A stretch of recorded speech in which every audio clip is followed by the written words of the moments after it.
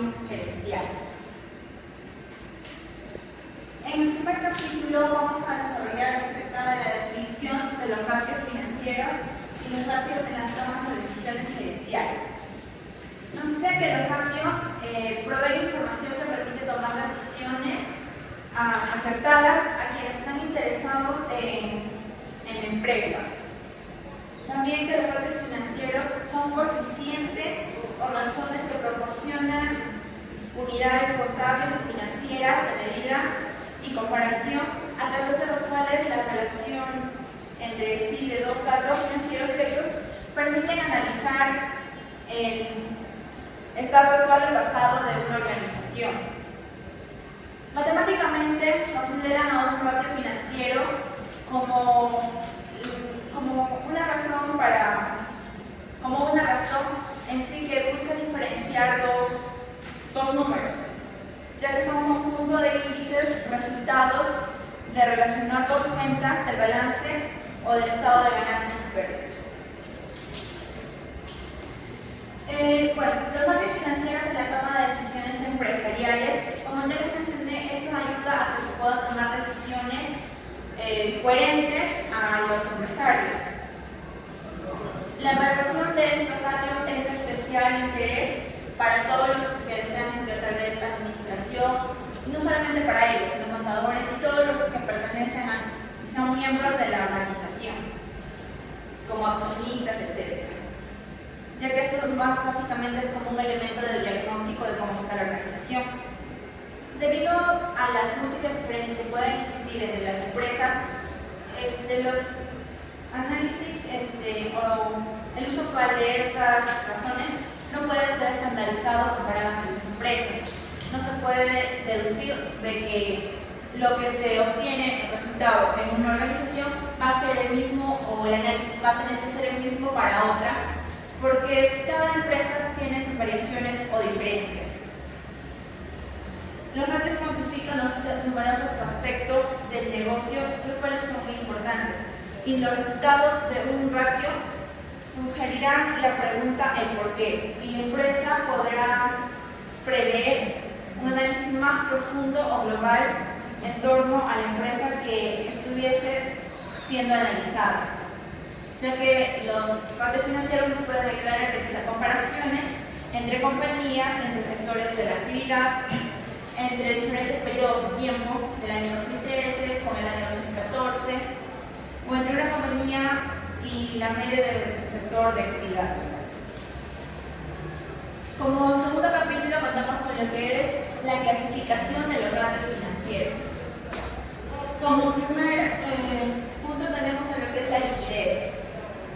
Bueno, en la liquidez nos dice que en sí la liquidez evalúa la capacidad de la empresa para atender sus compromisos de corto plazo o las deudas que puede tener a corto plazo. Son aquellos que miden la disponibilidad de recursos líquidos en la empresa para afrontar las obligaciones a corto plazo según Bustamante. Dentro de los ratios de liquidez también tenemos, a diferentes ratios. Como primero es el ratio de liquidez, el cual puede ser también llamado liquidez corriente o ratio de liquidez general. Este ratio es la medida principal de lo que es la liquidez. Muestra qué proporción de deudas de corto plazo son cubiertas por elementos activos cuya conversión en dinero corresponde aproximadamente al vencimiento de las deudas. El ratio de liquidez, también llamado liquidez general, se halla dividiendo el activo corriente con el pasivo corriente. Y el número de veces, si es mayor, y es igual al número a veces. Y si esto es mayor que 1, significa que el activo corriente es mayor que el pasivo corriente. Es decir, que la compañía sí está disponible o cuenta con una cantidad suficiente para pagar las deudas a corto plazo que mantiene. Pero si esto sería menor a 1, significaría que la compañía tiene problemas de liquidez. Otra de los ratios es el ratio de prueba defensiva, la cual permite medir la capacidad efectiva de la empresa en el corto plazo. Y este ratio se halla dividiendo la caja de bancos sobre el pasivo corriente el resultado nos da un porcentaje. También se cuenta con los ratios de capital de trabajo. Esto, a diferencia del resto de ratios o de los otros indicadores, este no se expresa como una razón, sino más bien como un saldo monetario, ya que el capital de trabajo es lo que queda a la firma después de pagar sus deudas inmediatas. Es la diferencia entre el activo corriente menos el pasivo corriente, lo cual nos da como resultado unidades monetarias. Otro de los ratios son los ratios de liquidez de las cuentas por cobrar. Esto nos menciona que las cuentas por cobrar son activos líquidos solo en la medida en que puedan cobrarse en un tiempo prudente. Y se ha ido dividiendo las cuentas por cobrar por días en el año sobre las ventas anuales a crédito. Y el resultado nos da en días. En cuanto a los ratios de rentabilidad, estos se encargan de medir la ganancia generada por determinada variable. Estos miden la capacidad generada por la utilidad de la empresa. Dentro de estos tenemos lo que es el rendimiento sobre patrimonio, más conocido como el ROE. Con este se mide la rentabilidad de fondos aportados por el inversionista. Para poder determinar esto se utiliza lo que es la utilidad neta sobre el capital de patrimonio y es determinado en un porcentaje. También tenemos lo que es el rendimiento sobre la inversión, también conocido como el ROE. Es una medida de rentabilidad del negocio como proyecto independiente de los accionistas. Este es determinado utilizando la utilidad neta sobre el activo total igual determinado en un porcentaje. Dentro de los ratios de rentabilidad también tenemos lo que es la utilidad del activo, más conocido como el ROA. Toma en cuenta el aporte de los activos a las utilidades de la compañía. Este es determinado con las utilidades antes de intereses e impuestos sobre el activo y es determinado en porcentaje. Dentro de este también tenemos lo que es la utilidad ventas. Este ratio expresa la utilidad obtenida por la empresa por cada unidad monetaria de ventas. Se determina con la utilidad antes de intereses e impuestos sobre las ventas en un porcentaje. Tenemos lo que es la utilidad por acción, que es el ratio utilizado para determinar las utilidades netas por acción común. Se determina utilizando la utilidad neta sobre el número de acciones comunes y es determinado en unidades monetarias. También tenemos lo que es el margen bruto, que indica la cantidad que se obtiene de utilidad por cada unidad monetaria de ventas después de que la empresa haya cubierto todos sus costos. Lo determinamos con lo que es ventas menos el costo de ventas sobre el total de ventas en un porcentaje. También tenemos lo que es el margen neto de utilidad, que nos permite relacionar la utilidad líquida con el nivel de ventas netas, que es el porcentaje. Se determina con la utilidad neta sobre las ventas netas en un porcentaje. También hemos considerado lo que son los ratios de gestión o de actividad. Estos miden la efectividad y la eficiencia de la gestión y la administración de la empresa de capital. Expresan los efectos de decisiones y las políticas seguidas por la empresa. Son un complemento a los ratios de liquidez. Dentro de esto tenemos lo que son los ratios de rotación de cartera de cuentas por cobrar, que miden la frecuencia de recuperación de las cuentas por cobrar. Para poder determinar este ratio se usan las cuentas por cobrar promedio por 360 sobre las ventas y es determinado en días. También tenemos lo que es la rotación de inventarios, que cuantifica el tiempo que demora la inversión en inventarios hasta convertirse en efectivo.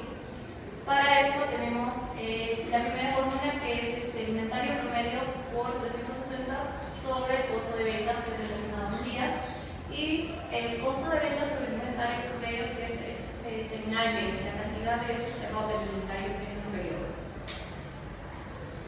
El periodo promedio de pago a los proveedores. Este permite obtener los indicios del comportamiento del capital de trabajo. Mide específicamente el número de días que la firma tarda en pagar los créditos a los proveedores. Para poder determinar este ratio, tomamos las cuentas por pagar en promedio por 360 sobre las compras a proveedores y es determinado en días. También tenemos lo que es la rotación de caja y bancos, que dan una idea sobre la magnitud de la caja y vamos a cubrir en días de venta. Se determina como tal impacto por multiplicado por 360 sobre las ventas y determinado también en días.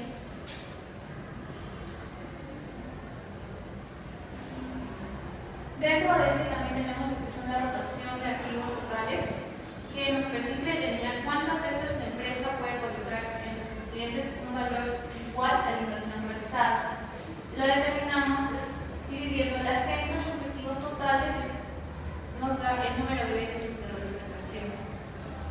También tenemos la rotación de activo fijo, que es la capacidad de la empresa de utilizar el capital en activos fijos. Se determina con las ventas sobre el activo fijo y nos da el número de veces que se realiza esta acción. Por último, tenemos lo que son los ratios de solvencia, endeudamiento o apalancamiento. Estos nos muestran la cantidad de recursos que son obtenidos en terceros para el negocio. Tenemos lo que es la estructura de capital, deuda y patrimonio. Este nos evalúa el impacto del pasivo total en relación al patrimonio, que es determinada la pasivo total sobre el patrimonio nos da el porcentaje de esto. Tenemos también lo que es el endeudamiento, que representa el porcentaje de fondos de participación de los acreedores en los activos. Esta razón se determina entre el pasivo total sobre el activo total, que tenemos el porcentaje de esto.